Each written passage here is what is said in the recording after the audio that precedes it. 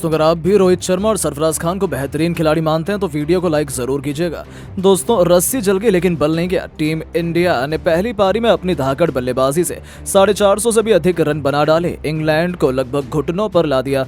बावजूद उसके अब इंग्लिश कप्तान बेन स्टोक्स ने टेस्ट मैच जीतने का ऐलान करते हुए टीम इंडिया को ही धमकी दे डाली और कुछ ऐसा कह दिया जिसका घमंड देखकर तो आप भी अपनी आंखों पर भरोसा नहीं कर पाएंगे।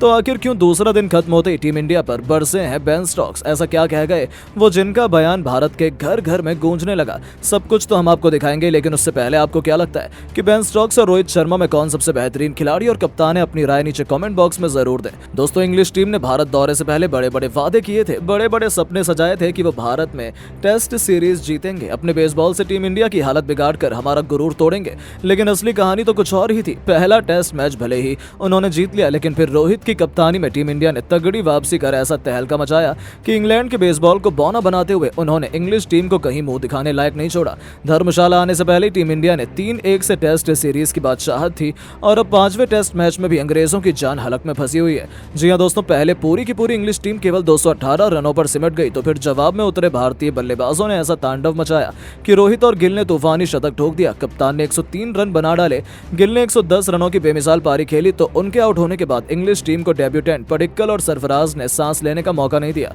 दोनों खिलाड़ियों ने अपने अपने अर्धशतक ठोके। पडिक्कल 65 रन बना गए तो सरफराज ने लगातार अपना इंटरनेशनल करियर का तीसरा अर्धशतक जड़कर इंग्लिश टीम को दिन में ही तारे दिखा दिए।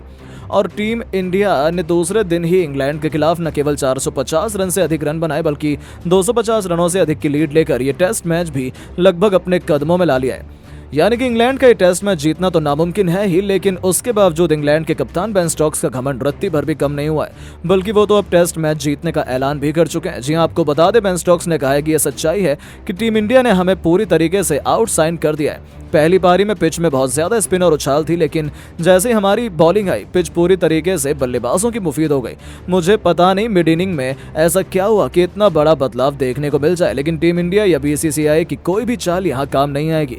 पहला टेस्ट मैच भी हम इसी सिचुएशन से जीत गए थे। किसी ने उस समय पर हम पर भरोसा नहीं जताया था, लेकिन हमें खुद पर फुल कॉन्फिडेंस था और ऐसा ही स्थिति इस बार भी है। मुझे लगता है कि हमारी टीम में अभी भी वो दमखम है कि ये टेस्ट मैच हम अपने नाम कर सकते हैं। अभी हम नहीं है और जब तक रिजल्ट नहीं आता तब तक किसी को विनर नहीं घोषित करना चाहिए, क्योंकि मैच का रिजल्ट हम कभी भी पलट सकते हैं। तो दोस्तों देखा आपने कैसे बेन स्टोक्स की दहाड़ तो भारत के घर घर में सुनाई दी है, लेकिन उनका बयान सुनने के बाद अब आपको क्या लगता है कि क्या इंग्लैंड की टीम इस मैच में वापसी करेगी या नहीं? अपनी राय नीचे कमेंट बॉक्स में जरूर बताएं और ऐसी शानदार खबरों के लिए चैनल को सब्सक्राइब जरूर करें। धन्यवाद। दोस्तों सरफराज और गिल लेंगे रोहित कोहली की जगह, ऐसा अब खुद गावस्कर ने कहकर भारत की धाकड़ बल्लेबाजी के सम्मान में बजाई तालियां। तो उनके अलावा जहां एक तरफ इंग्लैंड के दिग्गज केविन पीटरसन के होश उड़ गए, तो वहीं रिकी पॉन्टिंग से लेकर एबी डिविलियर्स, शोएब अख्तर से लेकर खुद सचिन तेंदुलकर और धोनी जैसे दिग्गजों ने अब रोहित, गिल, सरफराज से लेकर भारत की खतरनाक बल्लेबाजी पर जो कह दिया, उनकी बातें सुनकर तो सच में आपका भी सीना गर्व से चौड़ा हो जाएगा। तो आखिर कैसे कप्तान के साथ सरफराज, गिल, पडिक्कल के बल्ले की दहाड़ को इन दिग्गजों ने ठोका सलाम? ऐसा क्या कुछ कहा इन्होंने? इन सबके बयान तो हम आपको दिखाएंगे, लेकिन उससे पहले आपको क्या लगता है कि रोहित, सरफराज और गिल में कौन सबसे बेहतरीन बल्लेबाज है? अपनी कीमती राय नीचे कमेंट बॉक्स में जरूर बताएं। दोस्तों धर्मशाला के मैदान पर जहां इंग्लैंड ने सोचा था उनके लिए सबसे लकी मैदान साबित होगा, रोहित की पलटन ने तो इसे उनका सबसे बुरा सपना बना दिया। पहले अपनी कातिलाना गेंदबाजी से इंग्लिश टीम को केवल 218 रनों पर ही घुटने पर ला दिया, तो फिर भारतीय कप्तान के साथ मिलकर पडिक्कल, सरफराज और गिल ने अपने बल्ले से ऐसा तहलका मचाया कि 2 दिनों का खेल खत्म होने से पहले इंग्लैंड की टीम हार मानकर इंग्लैंड भागने को मन बना चुकी थी। जी हां दोस्तों, ये मुकाबला भारतीय कप्तान रोहित के साथ साथ भारत के टैलेंटेड युवा खिलाड़ियों के लिए याद किया जाएगा। भारत तो टैलेंट की खदान है, ये बात सभी को मालूम थी और एक बार फिर से इस कहावत को हमारे टैलेंटेड और धाकड़ खिलाड़ियों ने साबित कर दिखाया।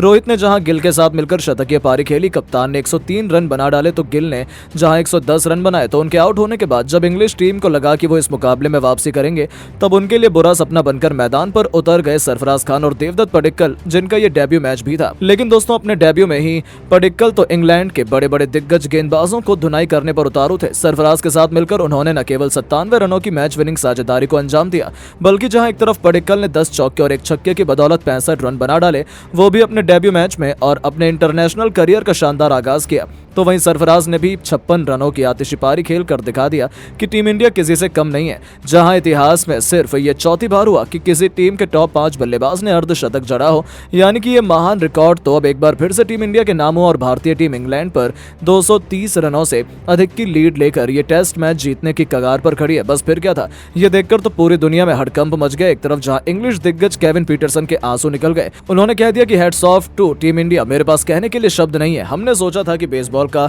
इजाद हमने किया है, लेकिन भारत ने बता दिया कि बेसबॉल तो बहुत पुराने समय से भारत में खेला जाता है और भारतीय खिलाड़ी हमसे बेहतर हैं ये खेल खेलने में।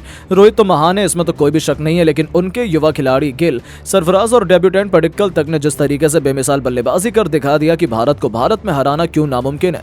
तो केवल वही नहीं दोस्तों, खुद God of cricket Sachin Tendulkar ने कहा कि रोहित और गिल की कमाल की सेंचुरी, क्लास और काबिलियत से भरी हुई टीम इंडिया की जीत की तरफ अग्रसर होती हुई वो भी युवा खिलाड़ियों की धाकड़ बल्लेबाजी के दम पर सैल्यूट करना चाहिए इन युवा खिलाड़ियों को, जिन्होंने न केवल मौकों को भुनाया बल्कि रोहित के साथ मिलकर एक नया कीर्तिमान लिखा। हम सभी को आप पर गर्व है। जी हां दोस्तों, वो भी उनकी बैटिंग देखकर बेहद खुश थे। यहां तक कि अब पाकिस्तान के महान दिग्गज खिलाड़ी शोएब अख्तर ने कहा कि Rohit Sharma one man army की तरह है। जिस तरीके की पारी उन्होंने खेली है, उन्होंने इंग्लैंड को पूरी तरीके से शर्मसार कर दिया है। उनके साथ भारत के युवा खिलाड़ियों ने दिखाया है कि असली बेसबॉल किसे कहते हैं। सरफराज और डेब्यूटेंट पडिक्कल जैसे खिलाड़ियों ने अर्धशतक ठोक दिए। इंग्लैंड के लिए इससे बुरा और क्या हो सकता है। उन्होंने भारत में जीतने का सपना देखा था और यहां उनका ये हाल हो गया। सच में टीम इंडिया को हराना नामुमकिन है। यहां तक कि ऑस्ट्रेलिया के महानतम कप्तान रिकी पॉन्टिंग कह गए, रोहित शर्मा मुझे सबसे बेहतर कप्तान लगते हैं क्योंकि उनके साथ मिलकर युवा खिलाड़ी भी दमदार परफॉर्मेंस करते हैं।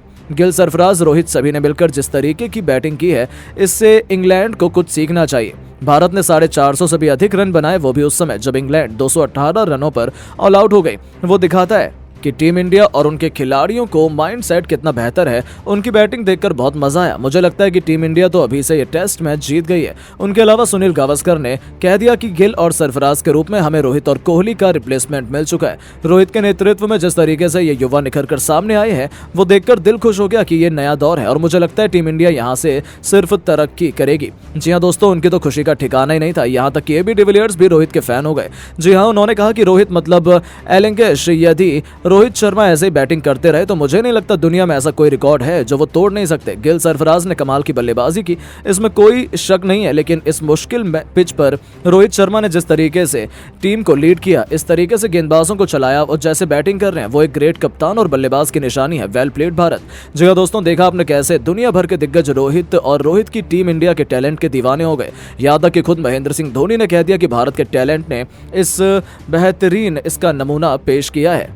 हमारे कप्तान ने शतक लगाया। उनके पद चिन्हों पर चलते हुए युवा खिलाड़ियों ने उनसे भी बेहतर बल्लेबाजी की और पूरी दुनिया को दिखाया कि भारत की युवा टीम क्या करने के काबिल है। उनकी बैटिंग देखकर सीना चौड़ा हो गया। ये सभी भारत के भविष्य है। मुझे लगता है कि भारत का भविष्य सुरक्षित हाथों में। तो दोस्तों, सच में पूरी दुनिया में अब भारत के गुणगान है। लेकिन अब आपको क्या लगता है कि रोहित, तेंदुलकर और विराट कोहली में कौन सबसे महान टेस्ट बल्लेबाज है? अपनी राय नीचे कमेंट बॉक्स में जरूर बताएं। दोस्तों, इंडिया इंग्लैंड के बीच 5 टेस्ट मैचों की रोमांच में एक नया इतिहास लिखा गया है। धर्मशाला के मैदान पर 5वें टेस्ट मैच में इंग्लिश टीम ने सोचा था वो टीम इंडिया को परास्त कर सकते हैं। हालांकि वो पहले ही 3-1 से सीरीज गंवा चुके थे। ऐसे में धर्मशाला के मैदान पर यह सीरीज टेस्ट मैच में उनका सम्मान बचाने का आखिरी मौका था। इस मुकाबले में टॉस जीतकर इंग्लिश टीम ने पहले बल्लेबाजी करने का फैसला भी किया था, लेकिन कुलदीप यादव के साथ रविचंद्रन अश्विन ने फिरकी का ऐसा मायाजाल बुना कि उनके बड़े से बड़े बल्लेबाज तो खाता तक नहीं खोल पाए। देखते देखते पूरी इंग्लिश टीम केवल 218 रनों पर ही सिमट गई।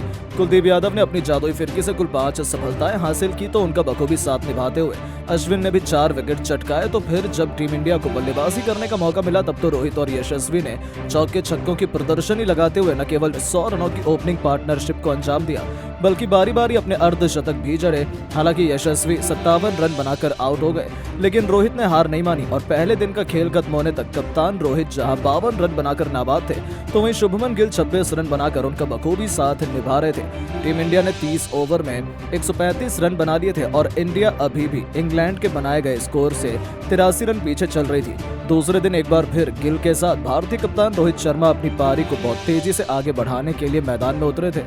हालांकि पहले 2 ओवर में तो दोनों ने संभल कर शुरुआत की, लेकिन रोहित तो सुबह सुबह तबाही मचाने के मूड से उतरे थे। पारी का 33वां ओवर लेकर आए शोएब बशीर का स्वागत ही रोहित ने एक तूफानी छक्के से किया, तो अगली ही गेंद पर एक करारा चौका लगाकर उन्होंने इस टेस्ट क्रिकेट को T20 में तब्दील कर दिया था। वो तो लाजवाब फॉर्म में थे ही, तो कप्तान से कंधे से कंधा मिलाते हुए अगले ओवर में गिल ने आड़े हाथों लिया जेम्स एंडरसन को। इस दिग्गज गेंदबाज के धज्जियां उड़ाते हुए पहले तूफानी छक्का लगाया तो फिर अगली 2 गेंद पर 2 जबरदस्त चौके लगाकर उन्होंने न केवल इस ओवर में 14 रन बटोरे बल्कि इंग्लिश टीम के जल्द से जल्द विकेट चटकाने के अरमानों पर भी पानी फेर दिया था। इन दोनों खिलाड़ियों ने चौके छक्कों की झड़ी लगाते हुए टीम इंडिया को 150 रनों के पार भी पहुंचा दिया था। उनके बीच एक मजबूत पार्टनरशिप हो चुकी थी। रोहित शर्मा तो रॉकेट की रफ्तार से अपनी पारी को आगे बढ़ा रहे थे